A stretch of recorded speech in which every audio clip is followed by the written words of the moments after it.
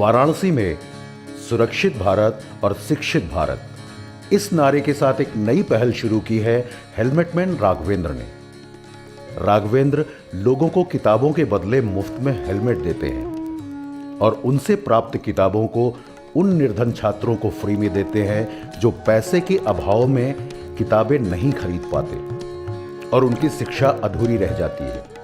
ये कार्य बहुत अच्छा हो रहा है। इसके द्वारा जिन बच्चों के पास किताब नहीं हो, किताब ले सकते हैं और इससे बहुत लोगों की मदद हो सकती है। जिनके पास पैसे की दिक्कत है उनके लिए भी अच्छा है कि मतलब कि जो लोग किताबें नहीं खरीद पा रहे हैं वो किताबें ले लेंगे, यहाँ से जो हो सकता है उनकी पूर्ति हो जाएगी। बिहार के कैमूर जिले के रहने वाले राघवेंद्र कुमार 2009 में कानून की पढ़ाई करने दिल्ली आ गए। 2014 में इनके एक खास दोस्त कृष्ण कुमार ठाकुर की रोड दुर्घटना में इसलिए मृत्यु हो गई क्योंकि उन्होंने हेलमेट नहीं पहना था। यह घटना राघवेंद्र के लिए एक बहुत बड़ा धक्का था। उन्होंने अपने दोस्त की मृत्यु के बाद ये ठान लिया कि वो लोगों को हेलमेट के लिए जागरूक करेंगे। कुछ दिनों तक उन्होंने बिना हेलमेट गाड़ी चलाने वाले लोगों को मुफ्त में हेलमेट बांटना शुरू किया। मेरा मित्र सड़क दुर्घटना में 2014 में मृत्यु हो गई थी नोएडा के अंदर, जो हेलमेट नहीं पहना था और सबसे बड़ी बात थी कि माँ बाप का इकलौता चिराग था। तब से मैंने अपने दूसरों को, ताकि हर कोई दूसरों को मित्र समझता हूँ, इस वजह से मैं आज सड़कों पर हेलमेट देता रहता हूँ। एक दिन वो अपने उसी दोस्त के घर उनके माता पिता से मिलने गए और उसकी याद में कुछ किताबें उठाकर ले आए और उन किताबों को एक जरूरतमंद बच्चे को मुफ्त में प्रदान कर दिया। कुछ दिनों बाद उन्हें पता चला कि वो बच्चा उन किताबों की मदद से पढ़ाई करके जिले में टॉप किया है। उसी दिन राघवेंद्र ने यह फैसला किया कि अब वो मुफ्त में हेलमेट नहीं बांटेंगे। अब उन्होंने लोगों से हेलमेट के बदले किताबें लेना शुरू कर दिया और उन किताबों को गरीबों को मुफ्त में प्रदान करने लगे। जो मेरे मित्र की डेथ हुई थी, जब उससे मैं घर पे गया था तो उसके घर में बहुत सारे सामान पड़े हुए थे। वहाँ से मैंने कुछ पुस्तकें भी उठाया हुआ था और वो मैंने किसी जरूरतमंद को दे दिया था। तो एक दिन मेरे फ़ोन पे एक माँ का कॉल आया कि आपकी पुस्तक की वजह से जो मेरा बेटा जिले में प्रथम स्थान लाया है, ये वही पुस्तक थी जो मेरे मित्र की, और उसके वजह से उनका जो बेटा है जिले में प्रथम स्थान लाया। तब से मैंने प्रण लिया कि अब जो कोई मुझे पुस्तक देगा और बदले में मैं हेलमेट दूंगा, ताकि इस तरीके से हमारा भारत 100% साक्षर बन सके और सड़क दुर्घटना मुक्त बन सके। इस समय राघवेंद्र वाराणसी में लंका स्थित एक पेट्रोल पंप पर लोगों को किताबों के बदले में मुफ्त में हेलमेट प्रदान कर रहे हैं।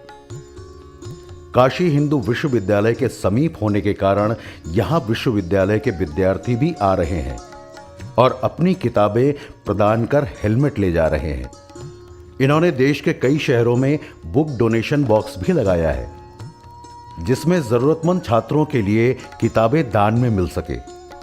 इनका मानना है कि स्कूली स्तर पर ही बच्चों को हेलमेट के बारे में जागरूक किया जाना चाहिए। इन्होंने अपनी गाड़ी पर एक स्लोगन लिखा हुआ है, यमराज ने भेजा है बचाने के लिए, ऊपर जगह नहीं है जाने के लिए। आज इनके स्टॉल पर प्रतिदिन सैकड़ों लोग आते हैं। बच्चे, बूढ़े सभी हेलमेट मैन की सुविधा का लाभ उठा रहे हैं और उन्हें धन्यवाद ज्ञापित कर रहे हैं।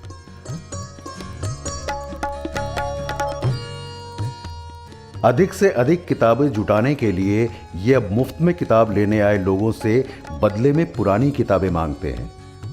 यदि कोई छात्र 10 की किताब लेने आता है तो वो छात्र अपनी कक्षा 9 की किताब इस लाइब्रेरी में जमा करेगा। लॉकडाउन के समय में जब किताबों का मिलना बंद हो गया, तब उन्होंने उन लोगों को हेलमेट बांटना शुरू किया जिनकी गाड़ी का चालान हो गया हो। इन लोगों को मुफ्त में हेलमेट देने के साथ ही उन्होंने इनका 5 लाख रुपए का मुफ्त में बीमा भी किया। और हमारे बेटे की 3 साल पहले सड़क दुर्घटना में मौत हो गई थी। वो 26 साल के थे। BHU से उन्होंने ग्रेजुएशन कर लिया था, लेकिन अब दुर्भाग्य है कि हेलमेट न होने के कारण वो एक्सीडेंट केस में जो है वो नहीं रहे। और हम चाहते हैं कि अधिक से अधिक लोग जो है, सभी लोग 100% लोग जो है हेलमेट पहन के ही गाड़ी चलाएं। हेलमेट मैन की नई पहल आम लोगों को प्रोत्साहित करेगी और इनसे जुड़कर लोग आम आदमी को सुरक्षा और शिक्षा के प्रति जागरूक करेंगे। उनके इस पहल से महिलाओं में यातायात नियमों के प्रति जागरूकता बढ़ी है और वे अपनी सुरक्षा के प्रति भी सतर्क हुई हैं। काफ़ी अच्छा प्रयास है कि बुक्स के बदले हमें हेलमेट्स मिल रहे हैं, क्योंकि क्या होता है ना कि अगर हम एक बार बुक खरीद लें तो उसके बाद वो हमारे पास रखी रह जाती हैं, जिन्हें हम बाद में बेच देते हैं ऐसे ही। लेकिन हम जो किताबें दे रहे हैं उससे आगे भी बच्चों का भला होगा, जो लोग नहीं अफोर्ड कर पाते हैं। हेलमेट मैन का ये प्रयास निश्चित रूप से लोगों को स्वयं की सुरक्षा के प्रति जागरूक करेगा और लोग उनके नारे शिक्षित भारत और सुरक्षित भारत को चरितार्थ करेंगे।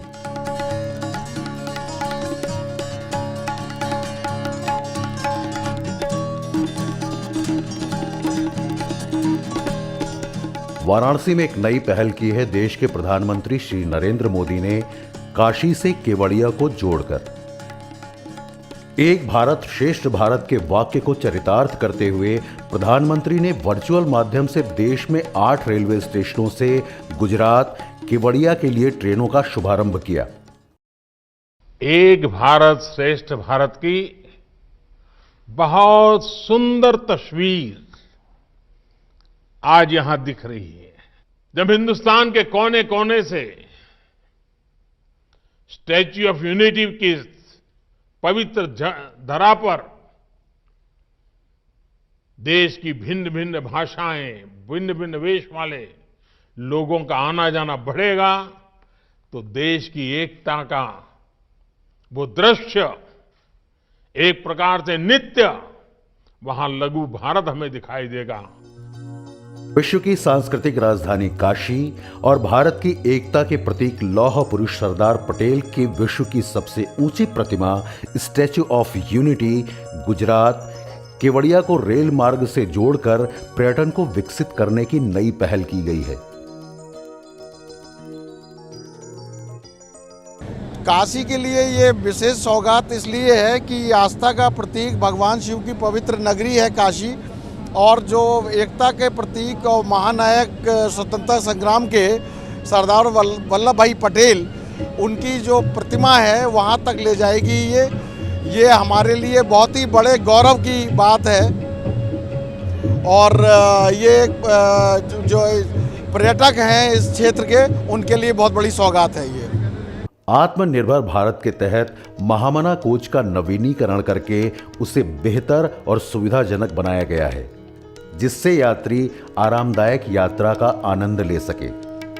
स्टैच्यू ऑफ यूनिटी के आसपास के क्षेत्रों को विकसित कर एक दर्शनीय स्थल का स्वरूप प्रदान किया गया है, जो काशी से केवड़िया तक जाने वाले पर्यटकों के आकर्षण का केंद्र होगा।